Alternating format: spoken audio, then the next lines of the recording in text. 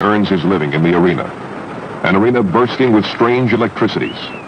Unlike most of us, this man is undefeated in his particular profession, in his unique arena.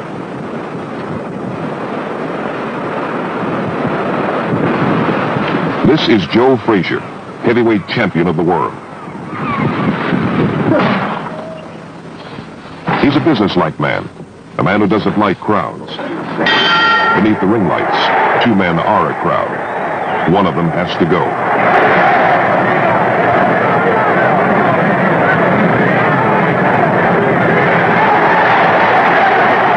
Unlike most of us, Joe Frazier is a 205-pound blue-chip investment. This million-dollar corporation earns its living under fire, giving and taking punishment.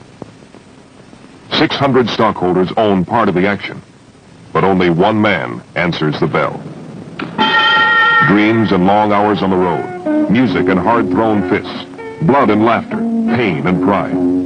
A high school dropout from South Carolina who fought his way to the top of the world. Smokin' Joe Frazier, the story of a champion.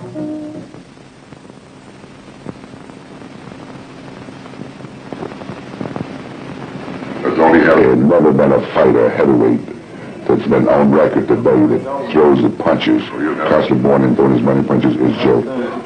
This is fight manager Yancey Durham. The savage music of swift leather versus hard, well-trained men has been in his blood for over 30 years. Heavyweight champion Joe Frazier has studied under Yank for over 6 years. Their relationship is not the normal financial understanding. They're more like father and son. Joe Frazier calls his manager the old man. He doesn't fight to satisfy himself, he fights to satisfy me. But he says, I'd rather listen to the people than to hear your mouth in their hollering. So that's why I go out there and fight as hard as I do. In order to keep that kind of pace I does carry, I have to stay in condition. But I can move. I can clown, I can be cute, but that just ain't me, you know? And I don't really think it's the time to be cute and clown. I think it's out there to go and get the work done, and the job done. The wise old flesh merchants of boxing said Joe Frazier was too small. He was only 5'10". They said he'd never be a champion. Trainer Yank Durham took this compact body and turned it into an undefeated fighting machine. 29 fights, 25 knockouts. Joe started, a lot of people don't know that he wanted to, when I first started with him, he's running in the gym, he wanted to move. He quite nice. You've seen other guys doing it, and he thought he was the type of fighter that could move around the ring. And I said, look, this is something we have to stop. This nonsense running around the ring and trying to box. You're not a boxer. You're too short for a boxer. You're a fighter. You got the power. And I figured by teaching him the born-in style, slipping and all the time, and keeping after a guy, that he would be successful in this, fighting his style there. If you look at the boy's structure, he's a strong boy, big thighs, and he's a very good puncher. And you got to keep the guy applying pressure on these fighters. Joe Frazier trains the same way he fights, with power, without any let-up. Sparring partners like Charlie Polite are the rough surfaces on which Joe Frazier sharpens his machine. They earn their money. Well, pressure style, he just, his defense is his offense, And you keep so much pressure on you, so, you just steady fight. You don't have time really to think, you just got to keep punching and gotta be in shape, that's for sure. One of the champion's favorite camps is this unpretentious oven of a gym in Pleasantville, New Jersey. I can slow down. I like giving the guys a break when I've been told, to hold my punches back. But here's a guy, my opponent out there to take what I got. He's out there to whip me. Otherwise, if I don't practice this way in the gym, when I get out there, I can't perform. If he get out there and run, I'm going to catch him, and I didn't train that way. As each new test approaches, Yank Durham assumes many roles, including ringmaster, philosopher, psychologist, comedian, and cook. I just get along with the fellas. We got to understand when we first come to camp and tell the fellas what we want. And the fellas, they understand that the majority of them is with me, that we get to do a job. We have a lot of fun together. We kid around, we play. And we go to the gym, it's all the players over with us. We right down the wood. I think Joe's one of the most considerable people. He's going to do the job and do the best he possibly can do. By the time you will get worked up, he and I, we don't argue, but he cuts me up pretty short, and I know that he's, getting worked up the fight, and he's figuring out the fight on his own from there.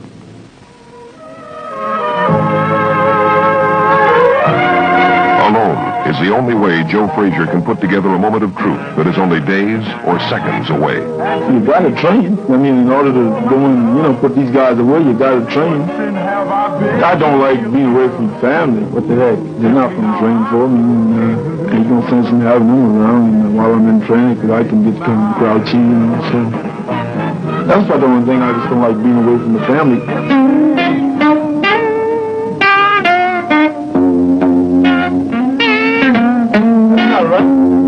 Use this.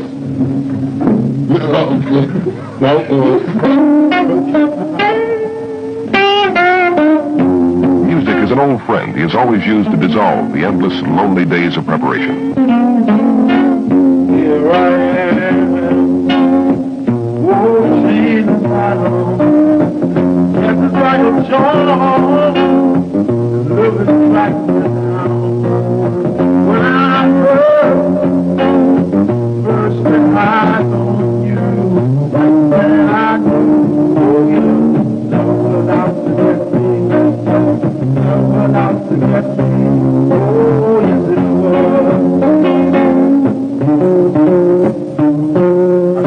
I can't sleep.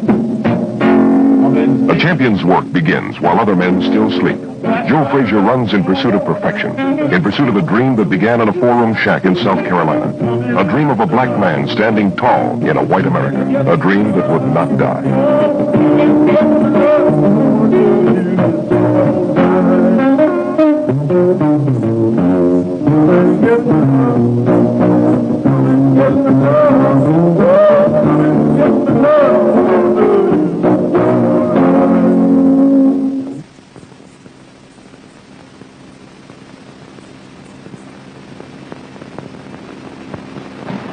Yank Durham described Joe Frazier's future in terms like, I'm going to do this or I'm going to do that. Fight managers are supposed to talk this way. But there exists a real warmth in the relationship between this unique man and his fighter. It began when Joe Frazier returned from the 1964 Tokyo Olympics with a gold medal. He called me, said he was ready to train. He would like to have a fight. He wanted to know what I thought of it. And I told him, I said, I think you can be the champion of the world.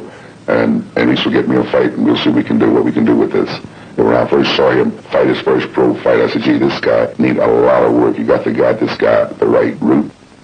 The right route Durham had in mind was a syndicate of interested businessmen willing to guarantee Frazier a weekly paycheck. The Reverend William Gray, pastor of Joe's church, presented the plan to Dr. Bruce Baldwin, president of a restaurant chain. Dr. Baldwin talked 40 others into pledging $250 each, and a corporation called Cloverlay was born. The corporate signature combined the words Clover for luck with Overlay for attractive odds. Joe Frazier became an employee of the company, an employee and the company's principal asset. The corporation covered all expenses, erected tax shelters, initiated investment programs, and received 50% of each purse for the first 3 years. Former fighters like Bob Montgomery feel the arrangement is perfect. Oh, it's terrific. I was Frazier got to be up in the box game. Joe Frazier. Why is that? Well, he saved his money. The manager won't take it. All the managers, they do pretty good. They give you that money pretty good, those managers. Yes, they do, boy. They guess it all. You know what they'll happen to it. When that time comes after the fight, they get all the money. And you have a little something coming, but when the taxes get that, you don't have too much time. Montgomery earned $1 million in the ring and wound up broke. Where did all the money go? The fighter, well, it went this way and that way. Officially a corporation, Joe Frazier still had only one boss, a man called Yancey Durham. I don't believe in doing 12 or 10 rounds or trying to prepare a fighter for a 15-round fight. If the guy is capable of going 8 rounds in the gymnasium of boxing, I think is sufficient for any man, I would say, to fight 15 rounds. And from that point, as high as I will go, then I started taking him off the close to fight come. I maybe take him up to the point where I'm going a couple of times, and after that, then it's a matter of just keeping him in shape. The most important ingredient a corporation can give a fighter is time. Time to learn his profession. Time to perfect an incessantly moving jitterbug defense. Time to develop polish and poise.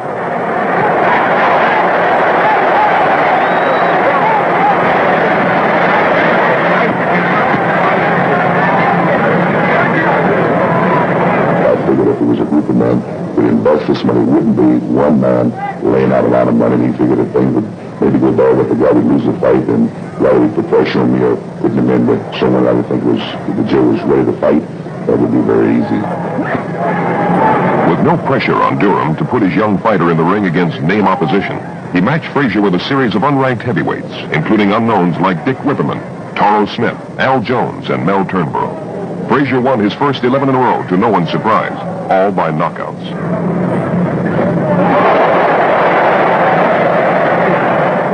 I found out what the boy was like when I first gave him my test, not because the public wanted this. It's something that I wanted the fighter to prove to me that he could go 10 rounds, and he was in there with a rough guy, and he proved to me he could go 10 rounds, he would get off the floor and come back and fight. But I think the turning point with Joe and I was when we fought Bonavena. This was Joe Frazier's first true test under fire. Oscar Bonavena is a massive Argentinian veteran with a richly deserved reputation of being indestructible.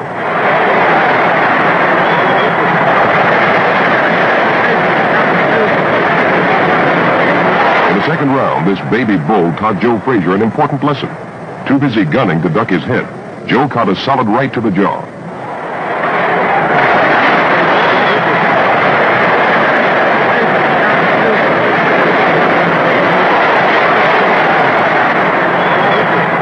Hurt for the first time in his professional career, a half shove, half punch put him down a second time.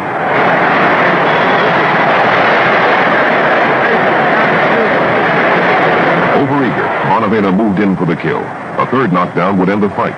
Dazed but wiser, Frazier trudged into the teeth of the storm, survived the round, and went on to win a split decision. Commitment with California that would fight Machin, providing everything was all right with this fight with Bonavena. So he says, look, I'll go away from you, but please don't take me out of this fight.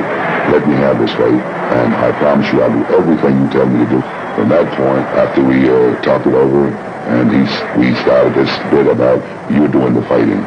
And I always said, I'm going out to fight this guy and fight that guy, and this guy I'm going to use. He used the same thing today. How are you going to fight this guy? And there hasn't been any problem with the guy since the Bonavena fight. At the beginning of Frazier's career, boxing writers claimed Durham was overcautious with his fighter. But when Joe went out to the West Coast to meet the dangerous veteran Eddie Machin, the press said the young challenger was in over his head.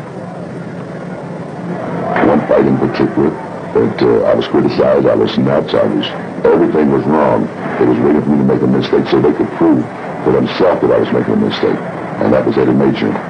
Taking charge from the opening bell, Frazier swept the old pro off his feet, blasting Machin out of the ring at the end of the first round.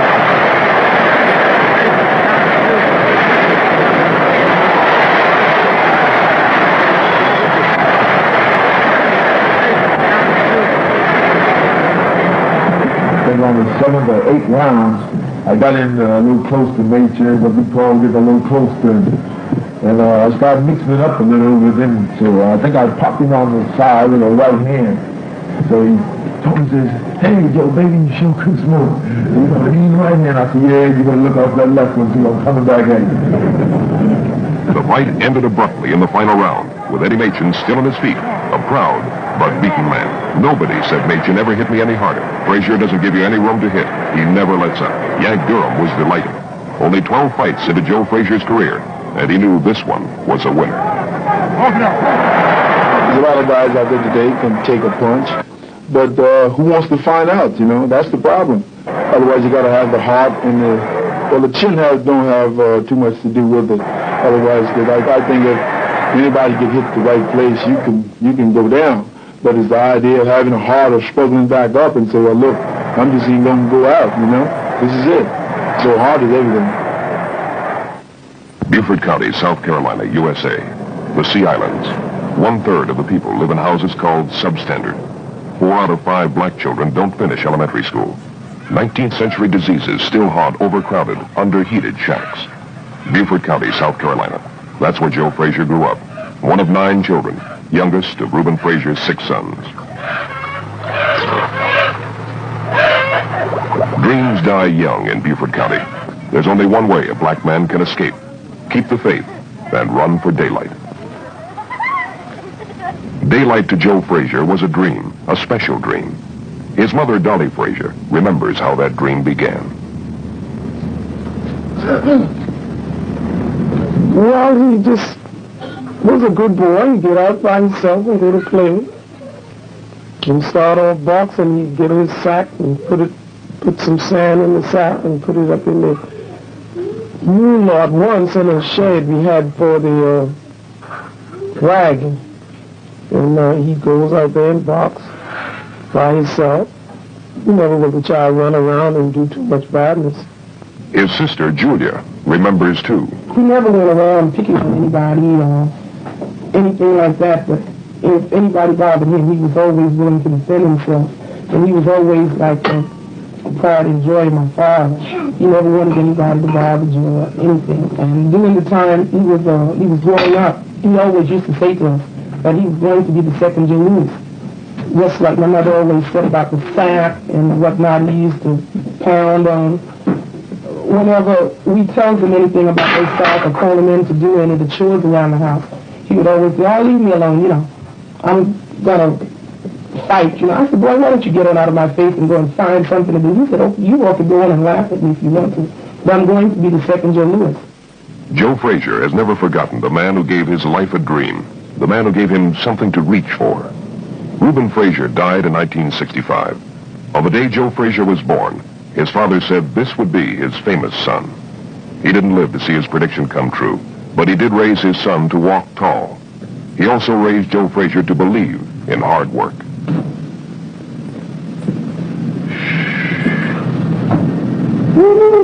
There wasn't that much time for dreaming.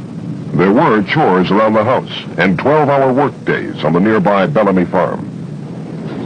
Well, the work around here was hard, that's for sure. And,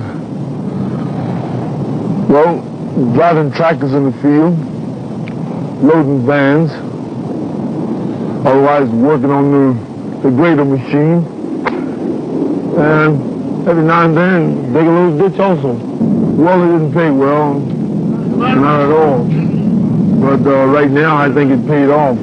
Otherwise, I'm strong. I'm in good condition, so maybe that helped. Well, I think of several things. Today's champion remembers yesterday.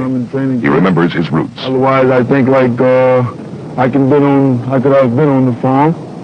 I could have been working for somebody else. Otherwise, I'm my own boss. So therefore, this actually gives me a lot of stamina to keep going, because I say, well, hey, look, man, you don't have to work for nobody but me, you know what I mean? He knew he had to escape Beaufort County before it became a prison. He headed north. He worked for a year in New York, married his childhood sweetheart, and moved to Philadelphia. A father at 16, he supported his growing family with a job at Cross Brothers Slaughterhouse. Well, it was a good job. For as I'm concerned, it paid good money. Otherwise, it wasn't nothing to write home to Mama about. But then it was a job, a paying job, and it was, it was there, and I could do it. It didn't make no difference. In 1962, with a job that was nothing to write home to Mama about, there wasn't much money in the budget for custom-tailored clothes. At 230 pounds, even cheap clothes were a problem. He'd gotten so heavy he couldn't find pants to fit properly.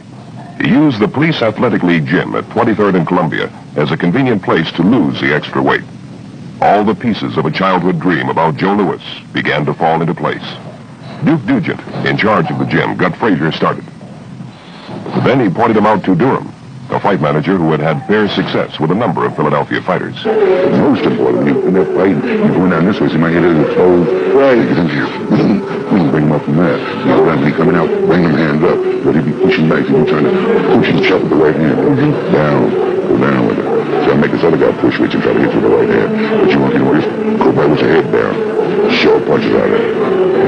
You try to push it back and hit you with the right hand. So. Yeah. He's always slipping. I see how he's sharp, fast with it. That's the idea.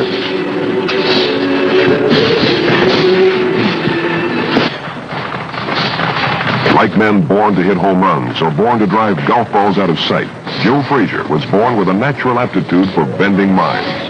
Get them before they get you. Pressure, and keep coming on. Frazier won 38 of 40 amateur fights, grinding through all opposition to 3 Golden Glove titles. After 5 straight knockouts in the Olympic trials, 300-pound Buster Mathis ended his streak, winning a 3-round decision. Picked as an alternate, Frazier made the trip to Tokyo in 1964, when Buster broke a hand in training. Fighting with a broken left hand of his own, he made it into the finals against Germany's Hans Huber. We only had one boxer left, and that was me. And everybody's eyes was beaming right down on me. And at that time, in Philadelphia, Philly wasn't doing too good. So I can get a letter like from the wife and the sisters, you know, saying, hey, look, don't let us down like the Phillies. So otherwise it helped really give me a little more, you know, confidence to keep on going a little further. Firing away with that broken left hand, Frazier stalked the reluctant German and gave Philadelphia an Olympic champion. The dream seemed to be coming true.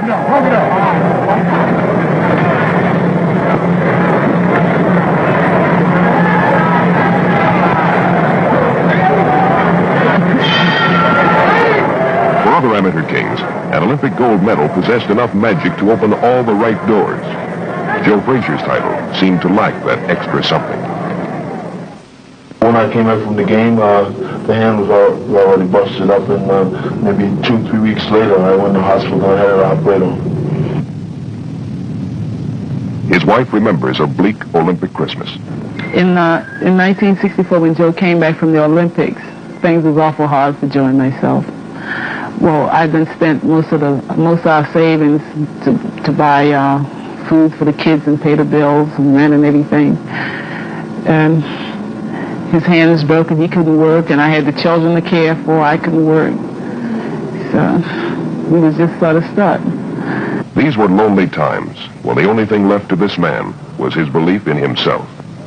Thoughts of ever reaching the stature of another Joe Louis seemed like childhood fantasies. But within 3 years, Joe Frazier and his dream would become $1 million reality. In 1967, the World Boxing Association pasted together a tournament of heavyweights in order to select a successor to the deposed champion Cassius Clay. While Clay's former sparring partner, Jimmy Ellis, won that cardboard showdown, Yank Durham matched Joe Frazier with the only man to defeat him as an amateur, Buster Mathis. The fight was staged in the new Madison Square Garden, and the state of New York recognized it as a title bout.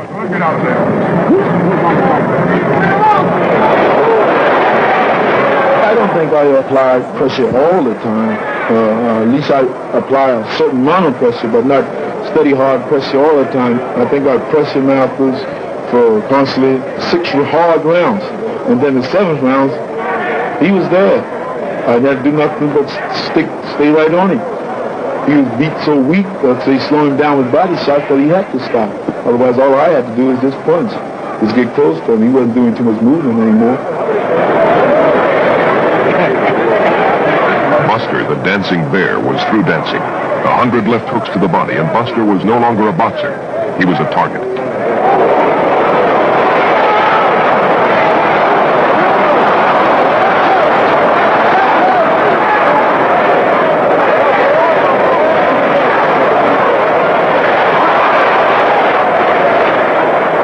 It took 11 furious rounds, but as Mathis wept at his first defeat, Joe Frazier celebrated a coronation, his own.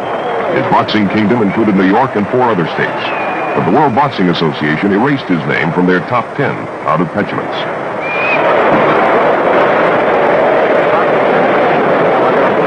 Frazier's first defense of his mini-empire was a 2-round explosion with Manuel Ramos, the Mexican champion, in 1968. The flame-throwing Ramos brought a string of knockouts and a vocal Manhattan following into the Garden. Joe Frazier brought a title. In the first round, Ramos caught the new champion with a blazing overhand right. Dazed, Frazier kept the challenger at bay with some smoke of his own.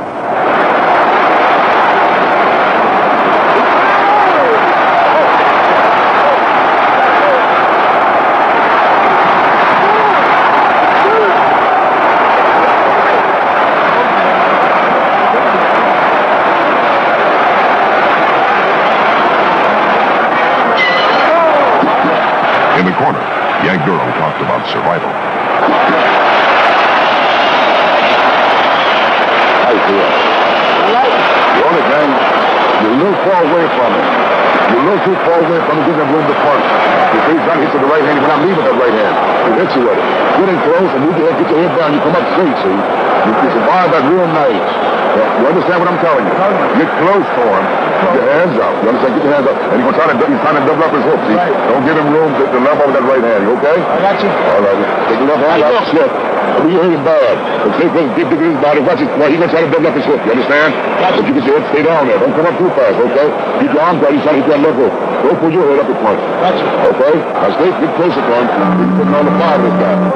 Out of trouble, the Frazier machine came out for the second round in high gear, quick and lethal, delighted at this toe-to-toe test of power.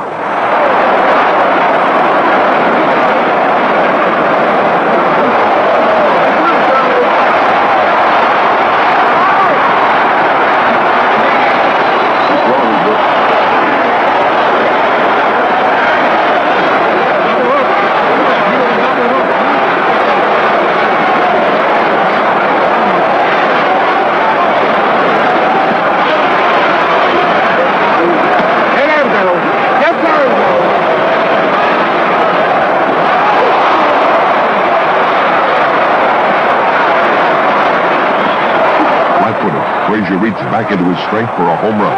It was a storm Ramos could not escape. As the round ended, the gallant Mexican threw in the towel. There was no point in going on. In 6 minutes of non-stop action, Frazier earned over $60,000.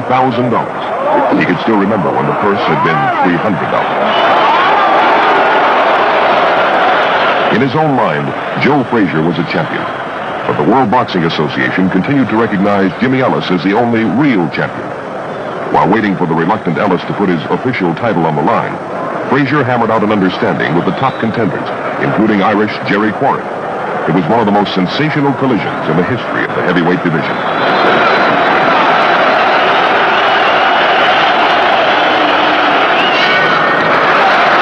Sports writers called it a neighborhood brawl, a fight to determine who is the toughest kid on the block.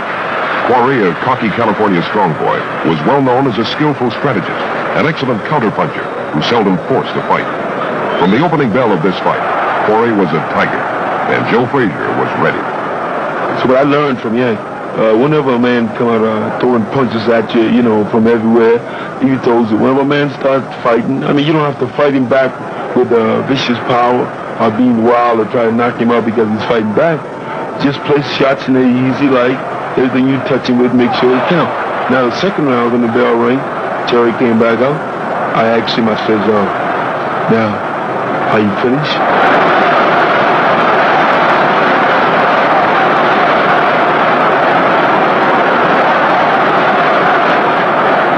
For Irish Jerry Quarry, the meeting with Frazier was a test of strength, of guts, of manhood, and he seemed determined to be carried out of Madison Square Garden on his shield.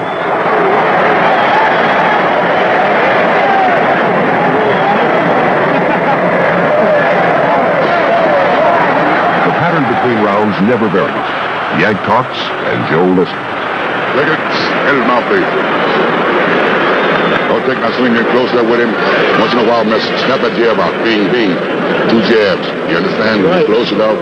Use your 2 jabs out there. You know, break up his lead there. You understand? He's running desperately. Try to whack it on that eye. Jab, jab, hand up. Don't come up too hard because he's throwing 3 and 4 punches there. He's getting very tired. Hands up, you get him close, bing, bing, 2 jabs, you understand? And how to work with this stuff, because don't wait too long to catch him before you make him do something, because you'll come out with a pair of punches, okay? Okay. You feel all right? All right. Good. Just don't give him no room. Don't give him no room, and touch him with that jab 2 or 3 times. Then drop it inside. He's busting up pretty good.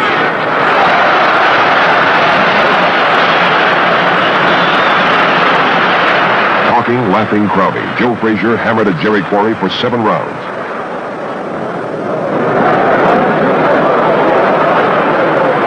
I got him in the corner a couple of times. I said, I'm going to kill you, sucker.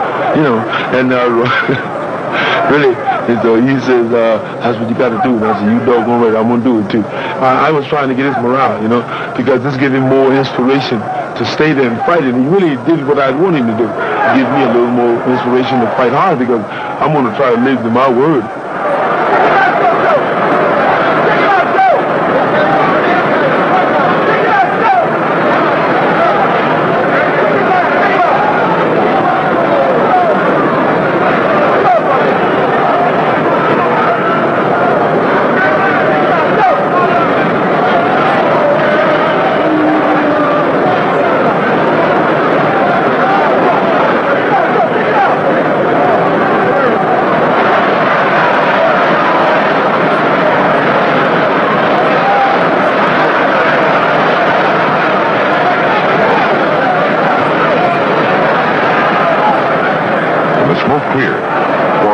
sadder but wiser man. Garden officials stopped the fight at the end of the 7th round. Even tough Irishmen have their limits. For both men, this was much more than just another payday. It had been many things. A test of strength, of pride. A moment in time that gave the victory to only one man, the best man.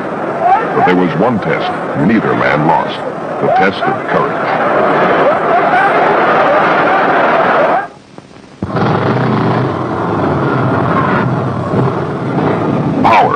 The power to take another man out with one sweep of a left hand. If there's one problem that Cloverleigh has with its $1 million asset, it's his love of power, mechanical power.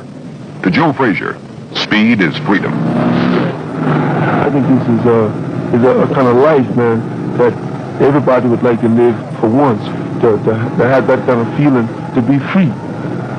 I like the South, but like I said, I've never been the type of kid like to take down but so much, you know what I mean? I had to always get away. I couldn't stand to be tied down, because down there I don't feel like I can be free, man. Like riding my bike where I want to ride it. Out here in the country riding around, here, you know, you just feel free.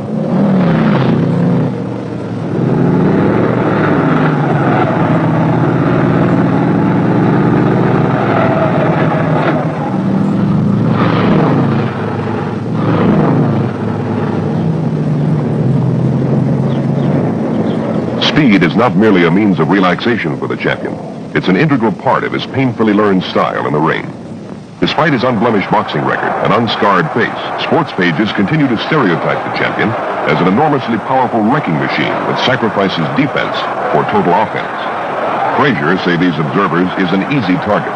Consequently, most of Joe's opponents, like light heavyweight champion Bob Foster, are flustered by an easy target that refuses to stand still.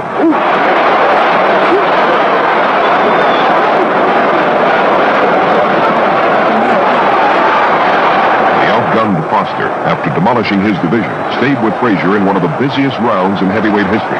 Both men's quickness rivaled the speed of middleweights as they packed several rounds of action into an explosive, non-stop 3-minute outburst.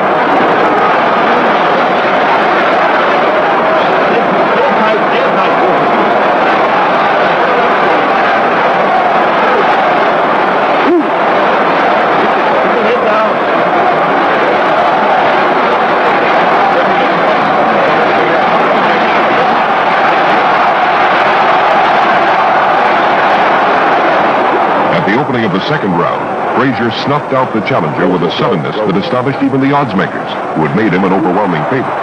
9 light heavyweight champions have tried to find room at the top, and 9 have failed. This was the 23rd knockout in Joe Frazier's 26-fight career.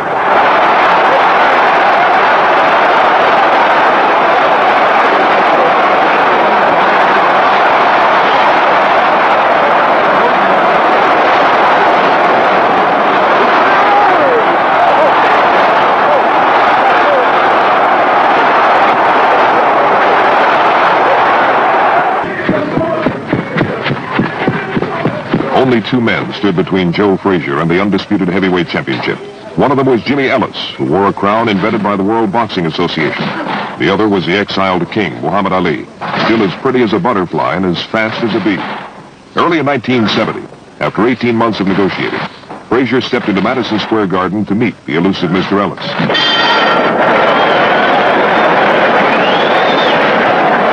Pre-fight forecast made it an even match, with some predicting a quick knockout for Ellis. Frazier was a wrecking machine, they said, but Ellis had a magical right hand. I tell you when Ellis really got word. He got word near the last half of the first round, where he found out that he couldn't get away from me. Everywhere that he would go, I would be there. That's when he started his word. Staying low, jitterbugging, Frazier bombed his way to an easy victory. A series of murderous left hands put the fight out of reach. At the end of the 4th round, Jimmy Ellis went down for the first time in his career as a heavyweight. Pride brought him back to his feet, but his brief reign at the top ended with a technical knockout in 5 rounds. Joe Frazier had now defeated everything but the legend of Muhammad Ali. From the beginning of his career, he had walked in the shadow of the controversial, talkative legend from Louisville. The courts took away Ali's right to earn his living in the ring, but his legend as the greatest remained. When Smokin' Joe Frazier emerged as an undefeated champion in his own right, rumors of the super fight of all time began to appear. Then, after 3 years of inactivity, Muhammad Ali was allowed to renew his ring career, and the Super Brawl became a $20 million reality. In March of 1971, the most sought-after and most sensational fight in history, the meeting of two undefeated heavyweight champions, was staged in Madison Square Garden. Well, I don't know if I hope for it, but I hope Frazier does. Mohammed is going to win the fight. Frazier. I just came in from D.C. I think Clay will beat him. Muhammad Ali. I favor Frazier. I think Clay will win. Ali by decision. The best man wins. What followed the opening bell was the most incredible fight in the history of the heavyweight division. This time, the fight actually outshone all the usual promotion gimmicks preceding the action. Frazier versus Ali, the brawling, crowding slugger against the boxer.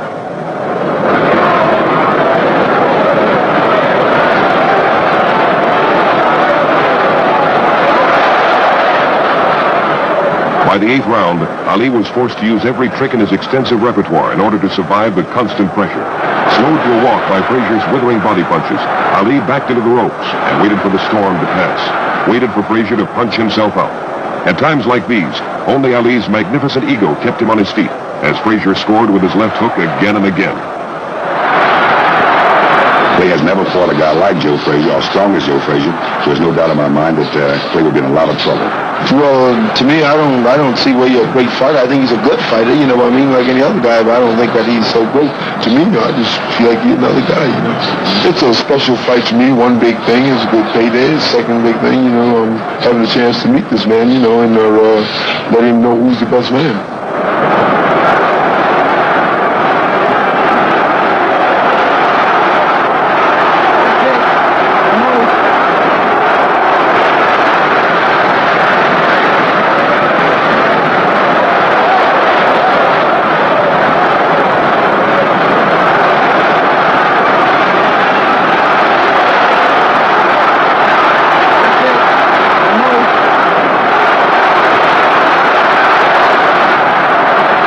Leading on all cards going into the 15th and final round, Frazier assured himself of a unanimous decision with this last-ditch knockdown.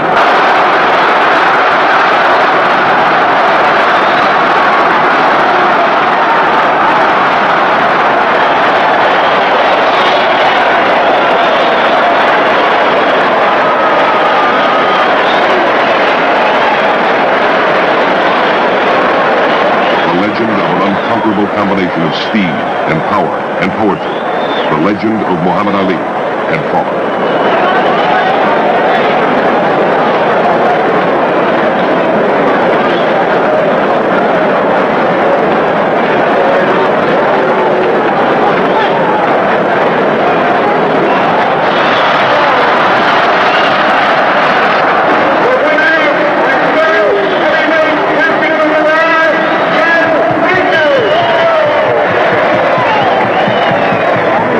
He had come a long way to stand at the top of the world.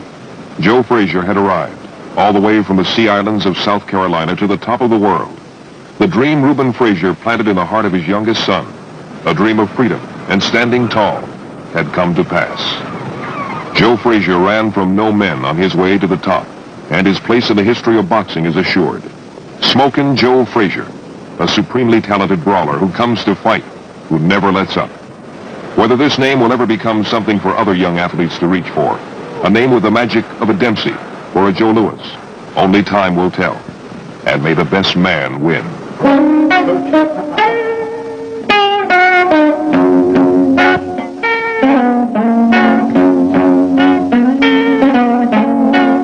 Here I am, won't change the battle, let the right show.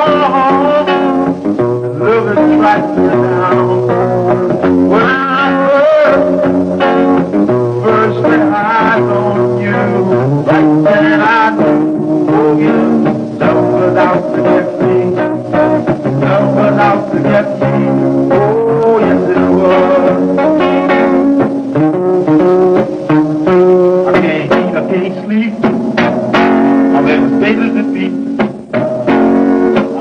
my love so warm and tender. Now I know I just gotta surrender.